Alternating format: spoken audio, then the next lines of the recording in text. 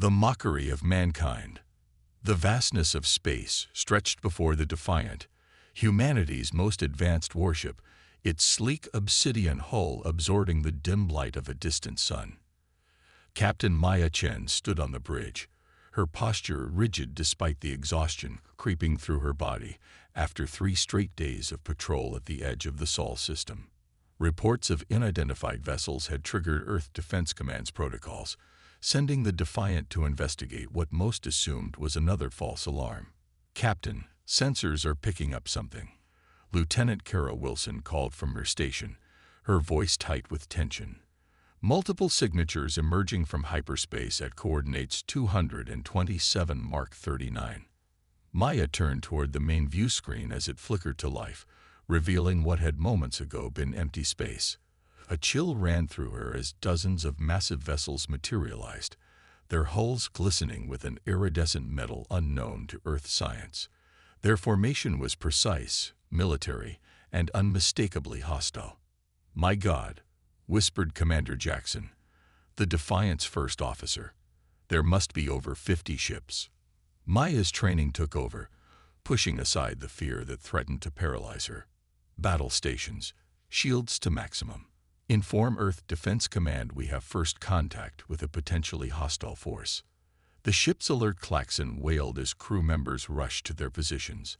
The atmosphere on the bridge grew thick with tension as the alien armada continued to emerge from hyperspace, their numbers growing by the second. "They're scanning us, Captain," reported Wilson, her fingers flying across her console. "Our systems can barely interpret their technology, but it's incredibly sophisticated." Maya nodded grimly. "Let's see what we're dealing with. Open a channel." For several tense moments, nothing happened. Then the view screen shifted, revealing a towering figure with 6 eyes arranged in a hexagonal pattern on an elongated face. Its skin was a deep violet, covered in what appeared to be natural armor plating. Behind it stood several smaller aliens, clearly subordinates. "I am Overlord Zarketh of the Vorsian Empire," the creature announced, its voice translated through the ship's computers into a metallic, emotionless tone. "Your vessel has been detected near Vorsian expansion territory." Maya stepped forward, straightening her uniform. "I am Captain Maya Chen of the Earth vessel Defiant. We are on patrol within our own system boundaries. We have no quarrel with your people and welcome peaceful communication." The alien's multiple eyes blinked in unison before its mouth split into what might have been a smile, or a snarl. "Earth. Yes, we have studied your kind from afar. Such primitive technology." It gestured dismissively. "Your vessel is quaint, like a child's toy floating among giants." The insult wasn't lost on anyone on the bridge. Maya felt her jaw tighten, but maintained her composure. "Our intentions are peaceful, Overlord Zarketh, but make no mistake, we will defend our system if necessary." This time, there was no mistaking the reaction. The Vorsian laughed, a harsh sound that echoed through the bridge speakers. Soon, the subordinates behind him joined in, creating a chorus of mockery that made Maya's blood boil. "Defend," Zarketh finally said, wiping at one of his eyes. "With what?" "Our scans show your vessel possesses energy weapons equivalent to our civilian mining equipment. Your shielding would collapse under a single strike from our smallest fighter." Down in engineering, Dr. Elias Foreman heard the exchange through the ship-wide comms and frowned deeply. The Defiant wasn't just any warship. It was a testbed for experimental technology he'd been developing for the past decade. Technology that remained classified, even from most of the crew. He turned to his assistant, Dr. Sarah Patel. "They don't know what they're dealing with," he muttered, moving to a secure terminal. "We need to prep the quantum nexus for potential activation."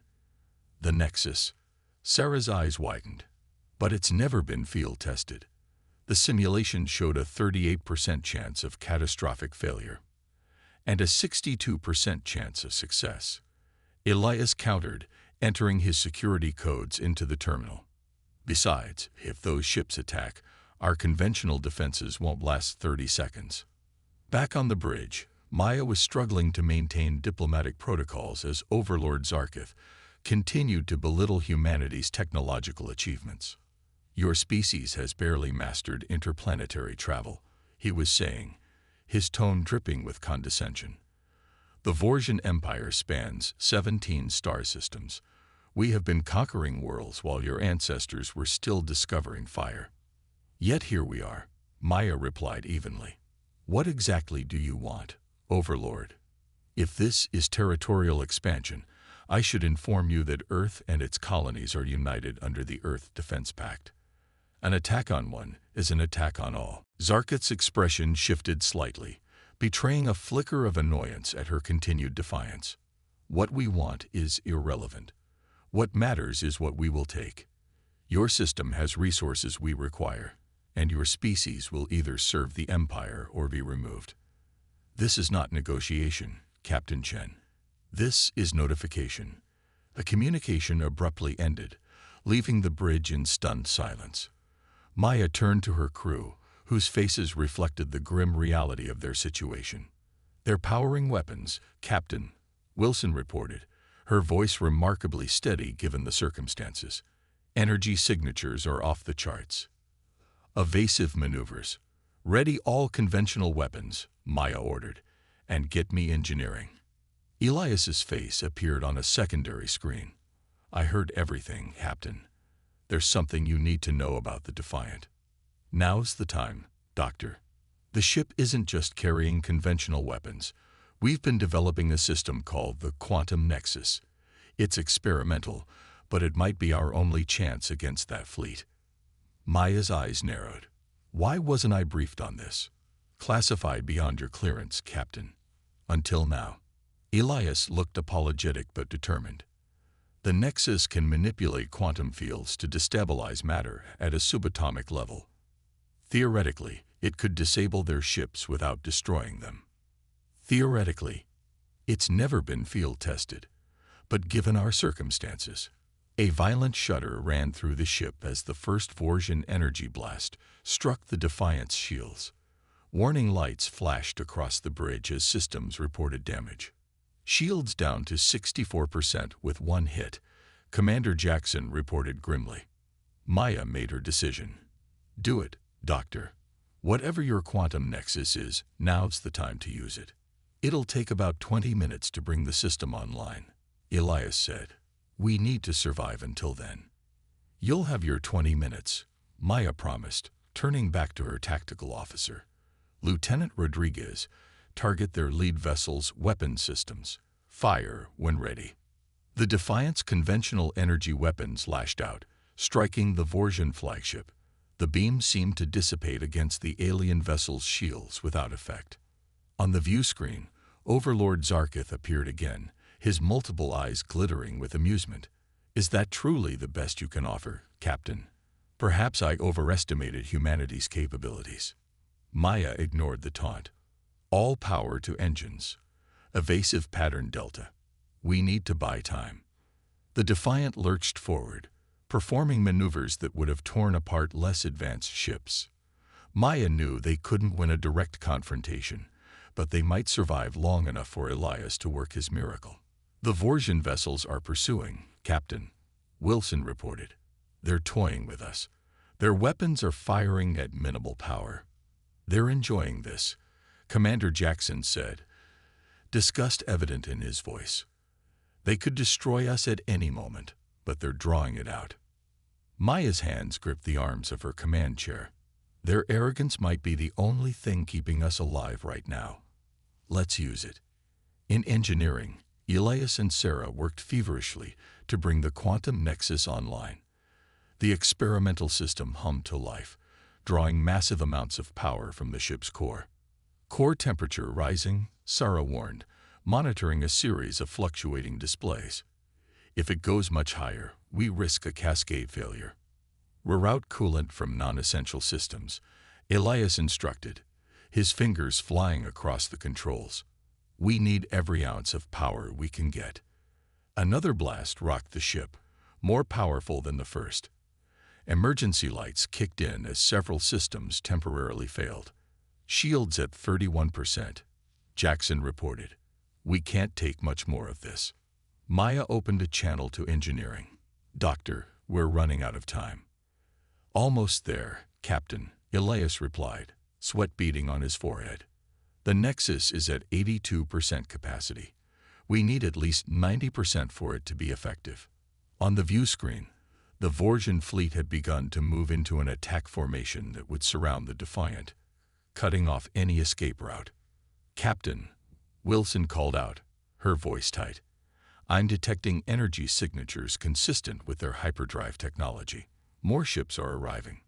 Maya watched in growing horror as a dozen more Vorsian vessels materialized in space around them. The odds, already impossible, had just gotten worse. "Dr. Foreman," she said, her voice steady despite the circumstances, "whatever you're doing down there, do it faster." The Vorsian flagship moved into position directly ahead of the Defiant, its massive weapons ports glowing with gathered energy.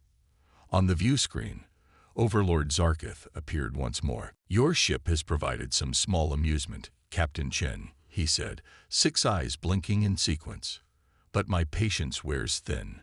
Surrender now, and your crew may serve as laborers rather than examples."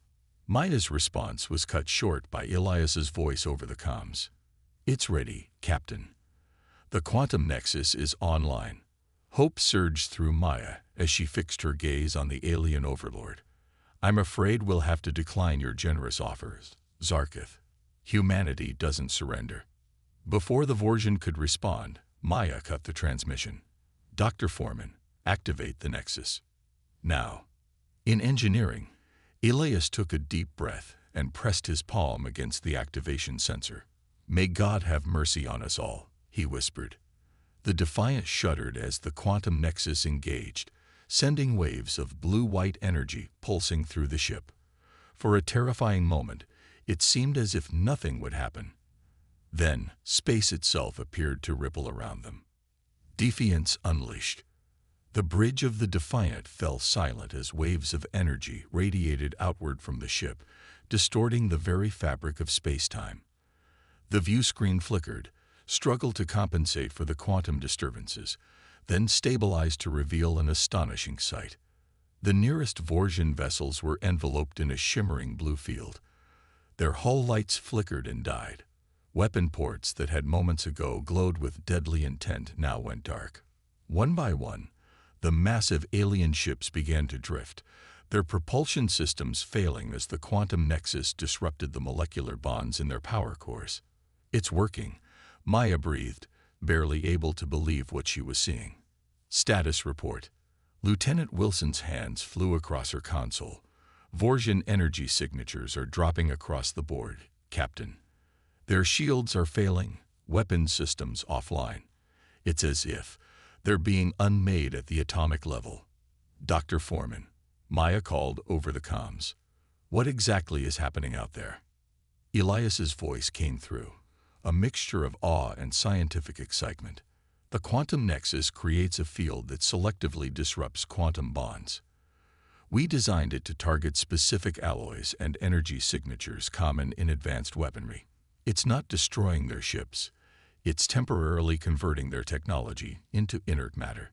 Commander Jackson leaned forward, his expression stunned. "They're helpless." The Vorsian flagship, nearly 5 times the size of the Defiant, drifted lifelessly before them. Its imposing silhouette, which had earlier cast a shadow of doom over humanity's chances, now seemed like nothing more than a massive, powerless hulk. "Captain," Wilson called, "we're being hailed. It's the Vorsian flagship. They're using some kind of backup communication system." Maya straightened her uniform.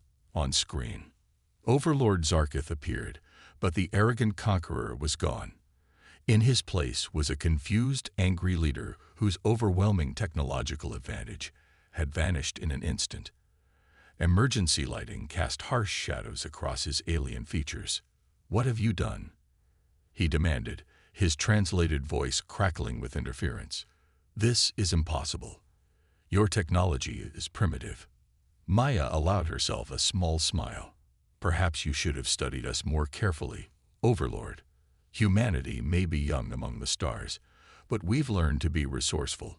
Your ships are currently experiencing a localized quantum disruption.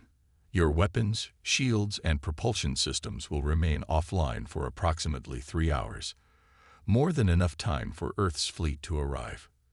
You deceived us, Zarkith hissed, his 6 eyes narrowing to slits. You hid your true capabilities. No, Maya countered. You assumed our capabilities. You judged us by our past, not our potential. A dangerous mistake when dealing with humans. On the auxiliary display, Dr. Elias Foreman monitored the quantum nexus performance, his expression a mixture of pride and concern. Captain, the nexus is stable, but we can't maintain the field indefinitely. Power consumption is massive. Maya nodded. How long can we hold them? At current levels, perhaps another hour before we risk core overload. That should be enough, Maya replied before turning her attention back to the Vorsian leader. Overlord Zarkith, I'm transmitting coordinates. You and your fleet will proceed to this position and remain there until Earth authorities determine your fate. Zarkith's expression contorted with rage. The Vorsian Empire does not take orders from lesser species. Your empire isn't here, Maya pointed out calmly. Just you and your now powerless fleet. Make no mistake, Overlord. The quantum nexus didn't destroy your ships because we chose not to. We can adjust its parameters at any time. To emphasize her point, Maya nodded to Lieutenant Rodriguez, who increased the nexus's intensity briefly. The Vorsian flagship shuddered visibly as another wave of energy washed over it. That was a 10% increase, Maya explained. Would you like to experience 50%, or perhaps 100%? Zarkith's multiple eyes darted to someone off-screen, presumably an advisor delivering bad news. When he looked back at Maya, his demeanor had changed subtly. You have won this encounter, Captain Chen. He conceded, each word clearly painful for him to utter. But the Vorsian Empire spans 17 systems. This is merely one fleet. Then one fleet will serve as a message to the others, Maya replied. Humanity is not to be underestimated. We will defend what is ours. The communication ended, and Maya allowed her shoulders to relax slightly. Around her, the bridge crew remained at their stations, still processing what had just occurred. Captain, Commander Jackson said quietly, the Earth Defense Fleet has responded to our distress call. 6 battle cruisers will arrive within the hour. Maya nodded. Good. Have them bring additional power cells. I want the quantum nexus at full capacity when they arrive. The Vorsian vessels are moving to the designated coordinates, Wilson reported, a note of disbelief still in her voice. They're complying. For now, Maya cautioned, maintain surveillance. If any ship deviates from the course, increase the nexus field intensity on that vessel only. In engineering, Elias sank into a chair, exhaustion finally catching up with him. Sarah handed him a cup of coffee, her own hands trembling slightly from the aftermath of adrenaline. It actually worked, she said, glancing at the humming quantum nexus core. All those years of research, simulations, failures, and it worked when it mattered most. Elias took a sip of coffee. The principles were sound. We just needed the right circumstance to prove it. He paused, looking at the readouts. Though I'm not sure the brass expected its first field test to be against an alien armada. Sarah laughed, a release of tension. I don't think anyone expected an alien armada, period. 4 hours later, the Earth Defense Fleet had arrived and surrounded the disabled Vorsian vessels. Admiral Helena Reeves, commander of Earth's military forces, stood beside Maya on the Defiance Bridge, watching as the alien ships were secured. The quantum nexus, Admiral Reeves mused, shaking her head in amazement. When I approved that project, I thought it was a long shot at best. Dr. Foreman has been pushing for practical application for years. It saved us today, Maya said simply, and possibly Earth itself. The Admiral nodded. The question is, what do we do now? This Vorsian Empire clearly has designs on our system. One victory doesn't end the threat. Maya considered this.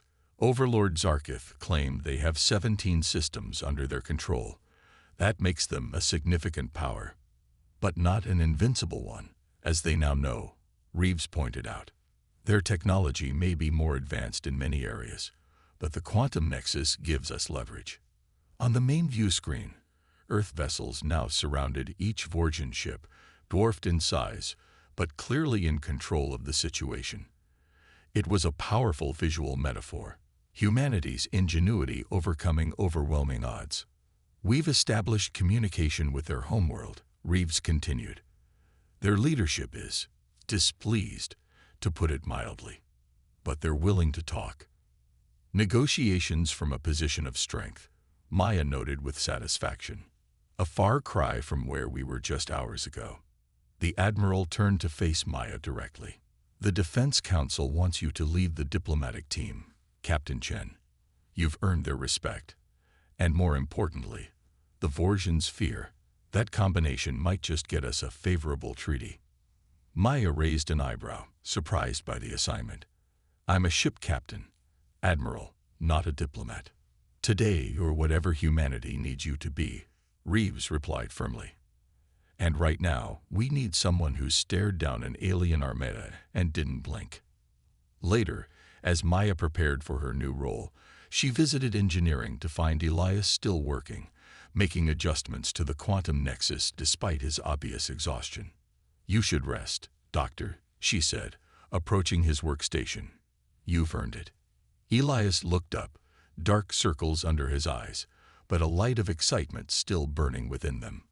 Too much to do, Captain. The Nexus performed admirably, but I've identified 17 potential improvements already. If the Vorgens return with adaptations, they won't be underestimating us next time. Maya finished his thought. I understand. She paused, looking at the now quieter core of the Nexus. It's ironic, isn't it? They mocked our technology, our capabilities, right before we demonstrated exactly why humans have survived as a species. Adaptability. Elias nodded. We may not have the most advanced technology in every field, but we make up for it with innovation and determination. Maya smiled slightly. The Admiral wants me to lead the negotiations with the Vorgen Empire. They couldn't choose better, Elias said sincerely. Just remember to bring Dr. Patel and me along as technical advisors. Nothing says negotiate fairly quite like the people who can turn their technology into expensive paperweights. For the first time in days, Maya laughed. The sound carried through engineering, a reminder that humanity had faced its first major interstellar threat, and not only survived but prevailed. As the Defiant maintained its position alongside the Earth fleet, news of the encounter spread throughout human colonies. The story grew with each telling. How a single Earth vessel had faced down an alien armada, how the mockery of the Vorgen Empire had turned to shock, and how humanity had announced its presence among the stars not with a whisper, but with a declaration of strength. In the vastness of space, other civilizations took notice. Humanity was no longer just another primitive species taking its first steps beyond its home system. It was a force to be reckoned with, a young race with unexpected capabilities and the will to use them. And somewhere in the darkness between stars, other empires began to reassess their plans for the beings of Earth.